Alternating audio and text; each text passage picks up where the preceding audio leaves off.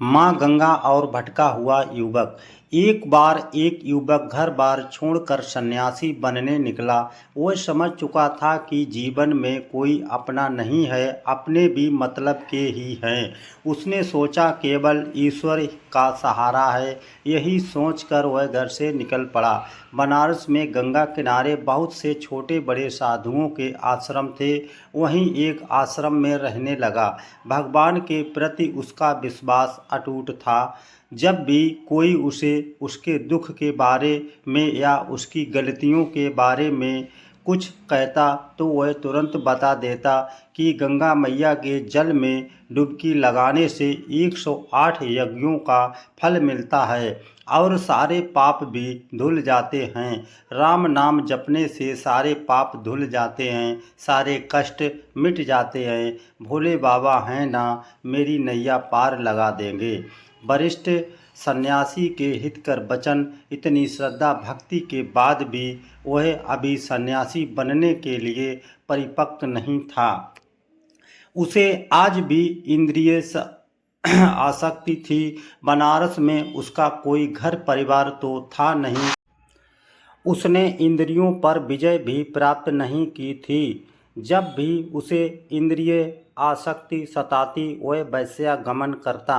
वैश्यागमन के उपरांत गंगा मैया के जल में डुबकी लगा लेता। धीरे धीरे उसके आश्रम में तथा बगल के आश्रमों में भी उसकी चर्चा होने लगी।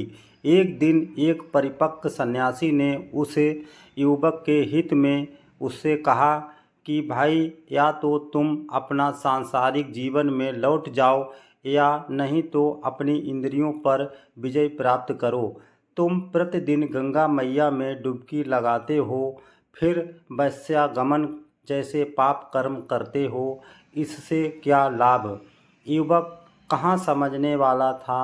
आगे उन सन्यासी ने कहा, तुम्हारे जप अग्निहोत्र के सारे पुण्य क्षण भर में शून्य हो जाते हैं।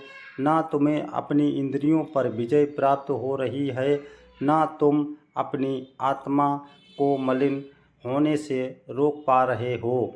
ऐसे संन्यास आश्रम का क्या लाभ। इस पर वह युवक कहता है, अरे भाई जी, आपको नहीं पता, गंगा मैया के जल में डुबकी लगाने से 108 यज्ञों का फल मिलता है और सारे पाप भी धुल जाते हैं। मैं तो केवल एक ही पाप करता हूँ, वही मैं प्रतिदिन गंगा मैया में 2 बार डुबकी लगाता हूँ, फिर भी पापी कहाँ से हुआ। यह कहकर हंसता हुआ चला गया। अपने वरिष्ठ सन्यासी की बात भी पूरी नहीं होने दी। कपड़ा धोती बालिका। एक दिन की बात है, वह गंगा मैया के तट पर डुबकी लगाने पहुंचा। वहां एक 12-13 वर्ष की बालिका वस्त्र धो रही थी। उसने देखा। उस युवक ने सोचा, यह बालिका चली जाए तब मैं नहाऊंगा। परंतु वह बालिका जाने का नाम ही नहीं ले रही थी। तब उस युवक ने उस बालिका को देखना चाहा कि आखिर वह कर क्या रही है। जब उस युवक ने बालिका को देखा तो चिढ़ गया। वह बालिका एक सफ़ेद वस्त्र को रगड़ रगड़ कर साफ कर रही थी। ज्यों ही वह वस्त्र साफ हो जाता, उसे तट पर जमे चिकनी मिट्टी के कीचड़ में रगड़ती, जिससे वस्त्र पुनः गंदा हो जाता। फिर उस गंदे वस्त्र को गंगा मैया के जल में डालकर रगड़ रगड़ कर साफ करती। कुछ देर तक तो युवक ने सब्र बांधा। कुछ समय पश्चात युवक ने क्रोध में आकर कहा, मूर्ख बालिका, यह क्या कर रही हो। समय और सामर्थ्य दोनों ही नष्ट कर रही हो। यदि इस कपड़े को गंदा ही करना है तो साफ क्यों करती हो, और यदि इसे साफ ही करना है तो पुनः कीचड़ में क्यों डालकर रगड़ती हो। यह सुनते ही वह बालिका एक स्त्री में परिवर्तित हो गई। फिर क्रोध से भरी उन महिला ने जोर से बोला, अरे मूर्ख, यही तो मैं तुझे समझा रही हूँ। कि तू अपना समय और सामर्थ्य दोनों नष्ट कर रहा है। यदि तुझे पाप कर्म ही करने हैं तो आकर मेरे स्वच्छ जल में उन्हें क्यों धोता है। यदि मेरे स्वच्छ जल में सारे पाप कर्म धो देता है तो फिर पुनः जाकर पाप कर्म करता क्यों है।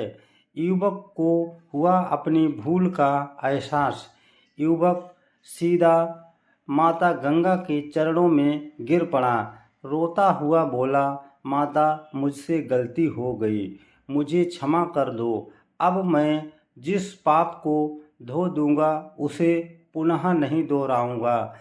फिर माता ने उसे सही रास्ते पर लाने के लिए कहा, सुनो बालक, मैं तेरी डुबकी पर तेरे पाप धुल दूंगी, परंतु जानबूझकर तूने यदि अपने इंद्रिय सुख के लिए वही पाप कर्म फिर से किए तो तुझे अपने ही जल में समाधि दे दूंगी। यह कहकर गंगा मैया अंतर ध्यान हो गई।